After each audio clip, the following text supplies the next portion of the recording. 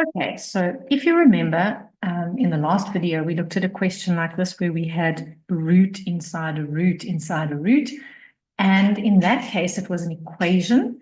And so we chose to square both sides to get rid of just the outside square root. Now, this question is completely different, except for the fact that we have a root inside a root inside a root. Okay, so what I'm going to do here is I'm going to work with the rational exponents. How do I know I must do that? Well, there's a little clue. The little clue is here in the denominator. There's no way I'm going to leave that as the 8th root of x to the 7, not willingly. So if I'm going to change the denominator into rational exponents, why wouldn't I do the same for the numerator? Okay, so it's going to look a little bit messy to start with, but my denominator is going to be x to the 7 over 8. My numerator, this guy is going to be x to the half, and then that's being multiplied by x. So now it's those two over there. But now there's another root, so I'm going to put those two in brackets to the half. So now I'm here. Now there's another x and another root. And then finally, a last x. Okay, so I haven't changed the question at all, except I've changed the notation from square root to rather rational exponents. Okay, again, I can't rush this. If I rush this, I'm going to make terrible mistakes. So denominator stays the same. Numerator, I'm going to work slowly and I'm going to work from the inside out. So this half basically applies to both of these if I want to take that approach. So this becomes x to the half. This becomes x to the quarter. And then all of that is dealt with. So now I've got another x times those. And all of that is still to the half and an x outside. All right, now it's totally up to you. You can either add these exponents together first, which might be quite a good approach, or you can carry on applying the half if you want to. Okay, so I'm going to add the exponents. So I'm going to leave that x, and then I'm going to say this is 1 plus a half plus a quarter.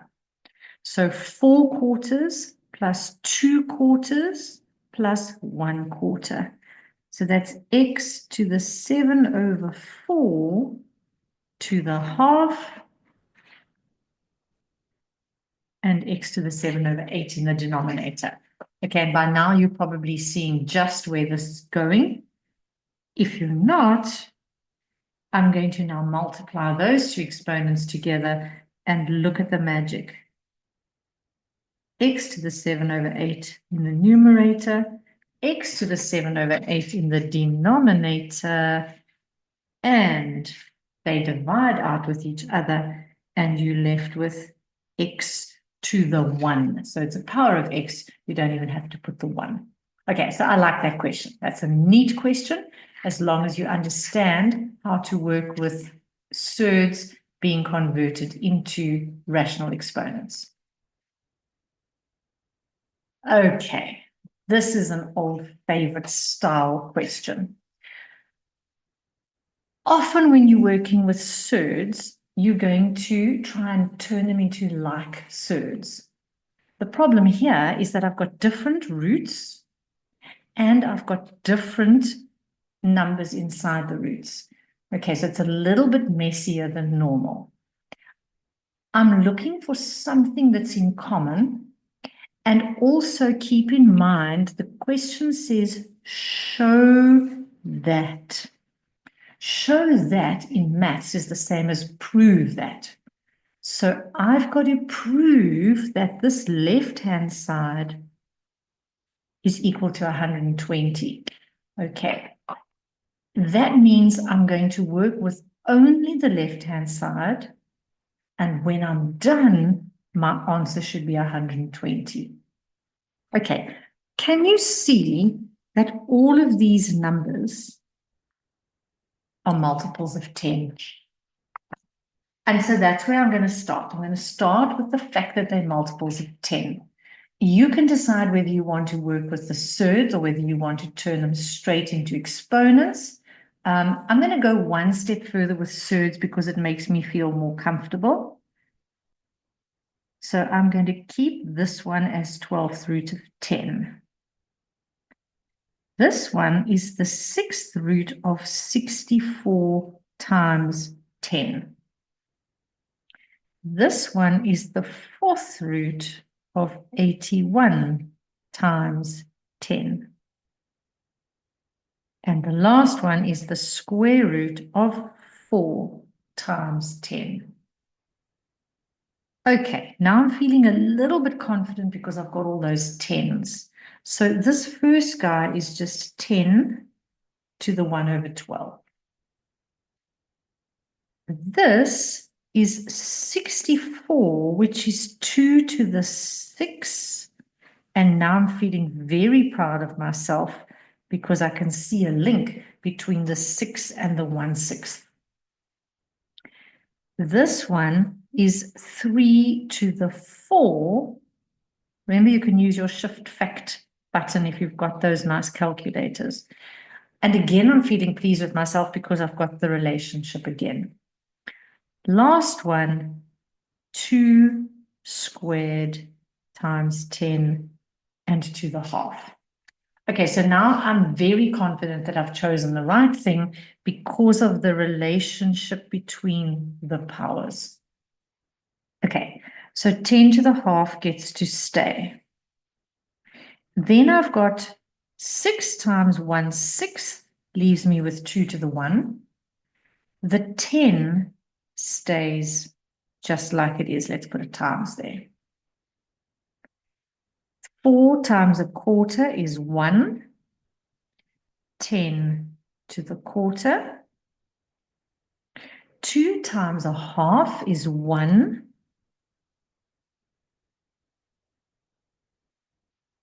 And now I've got rid of all the brackets. You're quite happy, I hope, with the fact that multiplication is commutative. We mentioned that in the last video.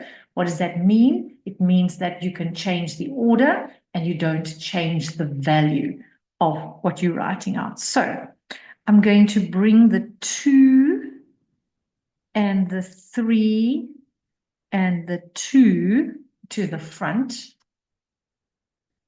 And then I'm going to put all the 10s together. 10 to the half, 10 to the 1/6, 10 to the quarter, sorry, that's 10 to the 12th, beg your pardon. Okay. Now I'm starting to feel very happy with myself because 2 times 3 times 2 is 12. And 12 sounds a bit like part of 120. The 10s are all now like bases. And the rule with exponents is when you're multiplying with like bases, you get to add the exponents. Okay, now obviously if the question says without using a calculator, you've got to be a bit convincing of what you've done. So a common denominator perhaps over here just to make the examiner really happy that you didn't use your calculator. If you're short of time by now, I would just use the calculator. 6 into 12 goes twice. 4 into 12 goes 3. 2 into 12 goes 6. 1 plus 2 is 3, plus 3 is 6. 6 plus 6 is 12. So you have 10 to the 12 over 12, which is 1. And just like that, you have shown that the left-hand side is equal to the right-hand side. And we have a great sense of achievement at the same time. Okay, so again, this is the kind of question that once you've got a technique that works, you practice the technique, the actual numbers in the question might not be exactly the same.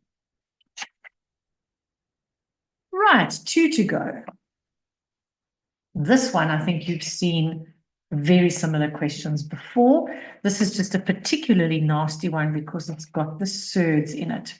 Okay, be very careful about squaring when you have complex expressions inside the brackets. So this is at best a binomial. So if I had to square this bracket, I would have to square this whole thing, which in itself is complex. Then double the product and then square the last. So that's going to take you far too long and be far too complicated.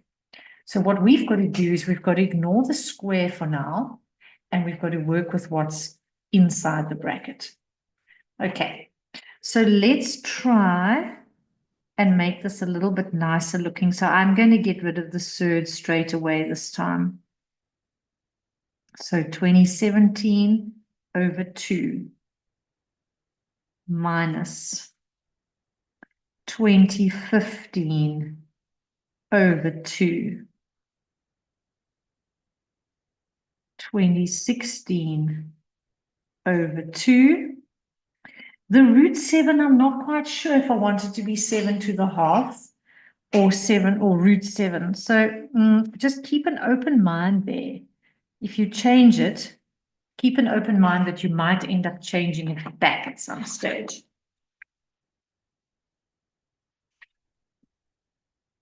Okay, so this is the ugly version of the common factor type, okay, otherwise known as a type 2. You've got to factorize to simplify a fraction with exponents. So when we do this type, we tend to take out the common factor as the smallest exponent. So in this case, out of these three, the smallest exponent would be the 2015 over 2. So I'm going to take out a common factor of 7 to the 2015 over 2. And that's going to leave me with, now I've got to be really careful. Remember, when you multiply powers, you add the exponents. So you're saying, what do I add to 2015 over 2 to get 2017 over 2? And without too much trouble, you should say, oh, it must be 2 over 2. So this is 7 to the 2 over 2. And I'm deliberately writing it like that for now. This one, you've taken the whole thing out as the common factor, so you're left with 1. At the bottom, what do I add to 2016 over 2 to get, sorry, what do I add to 2015 over 2 to get 2016 over 2? Well, that's going to be 7 to the 1 over 2. This can stay the same. And it's squared. Okay, I'm getting a little bit carried away with my brackets here. So let's neaten it up. Fix that up just now. Okay. So let's see what we now have. I really am getting carried away with my brackets.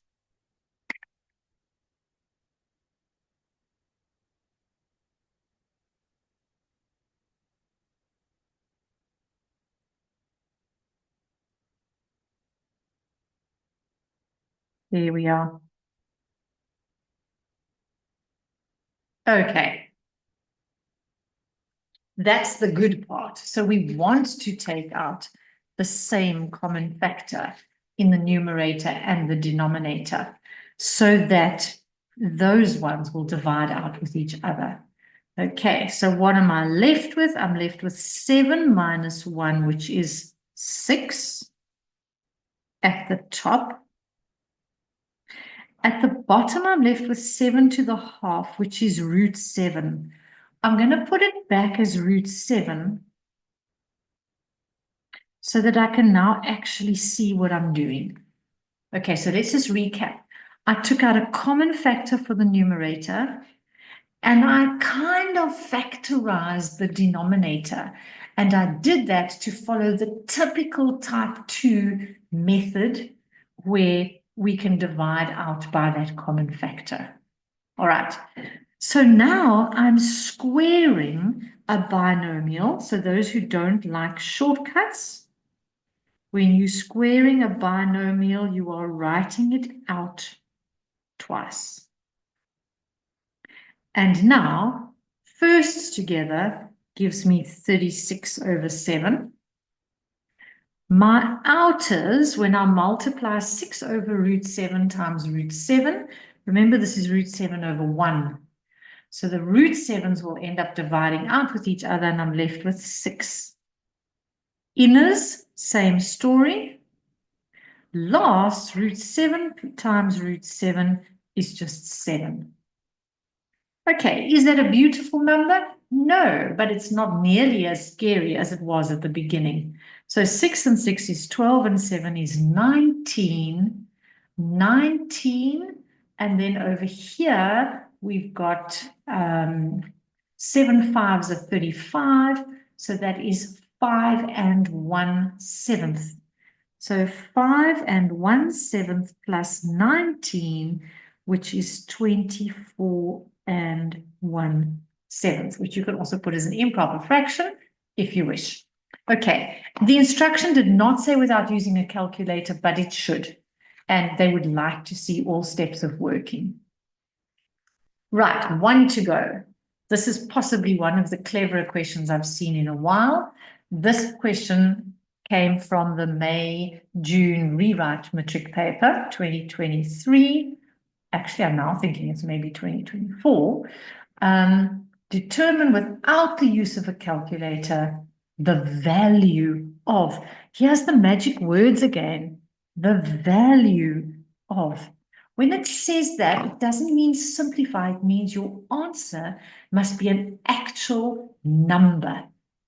Okay, and this question is master at showing how to get this huge, scary looking surd fraction question to become one specific value. Okay, so when I first saw this question, I was as scared as everybody else because the first thing that came to mind was I can't add root 1 and root 2. I can't add root 2 and root 3. There's no rule for adding different surds together.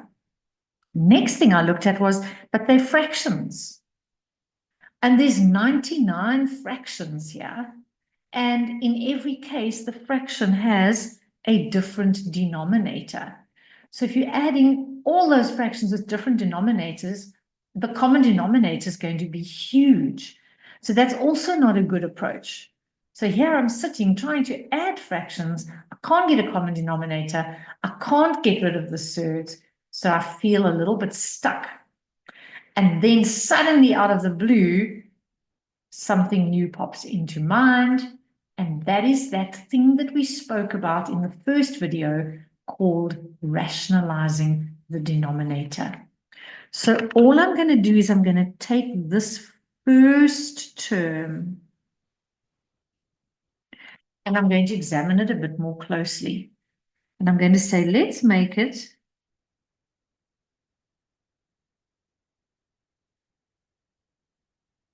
a rationalizing the denominator question. And remember when we discussed this earlier, we said the whole point of this is to use difference of two squares in order to get rid of the surds in the denominator. Okay, so when I do this, at the top, I'm just multiplying by 1. So nothing changes. At the bottom, it's dots or difference of two squares. So all I've got to do is root 1 times root 1 minus root 2 times root 2. And so what I've ended up with over here is root 1 minus root 2 over negative 1. Okay. So there's the first leap. The second leap is to notice that if I did the same thing for this, I would do the same process, and at the end, I would have root 2 minus root 3 over negative 1. The third one would be root 3 minus root 4 over negative 1. So I'm going to end up with a common denominator for all of these denominators. They're all going to end up as negative 1 once I've rationalized the denominator. So I'm going to go back to the beginning and I'm going to say the whole expression is going to end up being a lot of adding over a common denominator of negative 1. So what will I have? I'm going to have root 1 minus root 2 plus root 2 minus root 3 plus root 3 minus root 4 plus, and I'm going to keep going with those pluses until I get to the end. It's going to be root 99 minus root 100. And now comes the real magic. Can you see minus root 2 plus root 2 make 0? Minus root 3 plus root 3, 0. And so on, all the way through. And the only ones that won't have a partner to cancel out with are the first and the last terms. And so I am left with root 1 minus root 100 over negative 1. And at this point, you feel very proud of yourself because you can square root 1, you can square root 100, and we've ended up with beautiful, easy numbers, minus 9 over minus 1. So the answer is 9. Is it a value? Yes. So I have not touched my calculator. I've taken a huge, scary-looking expression. I've used one mathematical concept, which is rationalizing the denominator, and I've come out with a value for the answer, which is very satisfying and very exciting to be able to answer a question like that. Right, so hopefully that's given you a bit of a taste for surds and exponents. I'm sure there's plenty more questions that one can find, but that's just me trying to give you some skills and some techniques. Next up, I think we're going to be doing a grade 12 section.